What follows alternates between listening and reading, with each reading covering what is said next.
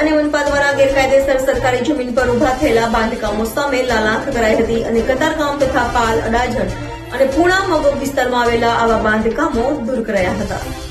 સુરત જિલ્લા કલેક્ટરાલય અને municipal corporation દ્વારા ગેરકાયદેસર બાંધકામો ઉપર લાલાંખ કરાઈ હતી. ખાસ કરીને સરકારી જમીન ઉપર મંજૂરી વિના ઉભા કરવામાં આવેલ સ્ટ્રક્ચરને પાડવા માટે આદેશ અપાયા હતા, જેને લઈને સુરતમાં મેગા ડિમોલિશન અભિયાન હાથ ધરવામાં આવી હતી.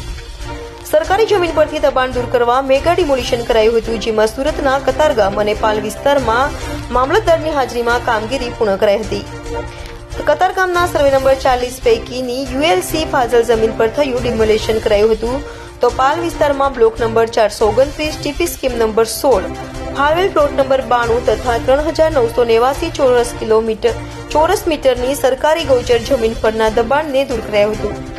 તો પૂણા મગોબ ખાતે ટીપી 53ની જમીનમાં ઝૂંપડાનું કરાયેલું દબાણ મામલતદારની હાજરીમાં દૂર કરાયું હતું. સરકારી જમીન પર થયેલા દબાણો દૂર કરવાનું આ અભિયાન શહેરી વિકાસ માટે મહત્વનું હતું. આવા ડિમોલિશન દ્વારા સરકાર ગેરકાયદેસર કબજો દૂર કરી જમીનનો યોગ્ય ઉપયોગ સુનિશ્ચિત કરવા પ્રયત્નશીલ છે, ત્યારે મામલતદારની ટીમ દ્વારા વિવિધ સ્થળોએ સૂચિત સમયગાળામાં કામગીરી પૂર્ણ કરવામાં આવી હતી.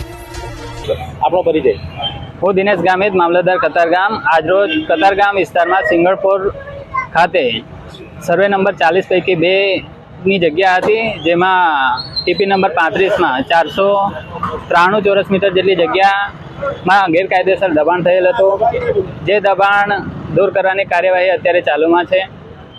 આ જગ્યાની અંદાજિત કિંમત 1.25 કરોડની જેવી થાય છે અને કતારગામ વિસ્તારમાં જેટલી પણ સરકારી પડતર, ગૌચર, એએલસી, યુએલસી, ફાજલ જમીનો જે છે એમાં આ પ્રકારનું જો ગેરકાયદેસર દબાણ થયું હોય તે ભવિષ્યમાં દૂર કરવામાં આવશે. કેટલી કિંમત અને કેટલા સમયથી અહીંયા કઈ પ્રકારની પ્રવૃત્તિઓ ચાલતી હતી?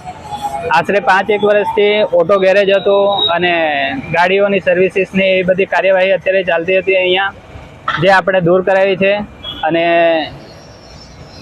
એ જે છે એ પ્રવૃત્તિ સદંતર બંધ કરવામાં આવી છે અને આ જે જગ્યા છે હવે કોર્ડન કરી અને સુરક્ષિત કરવામાં આવશે.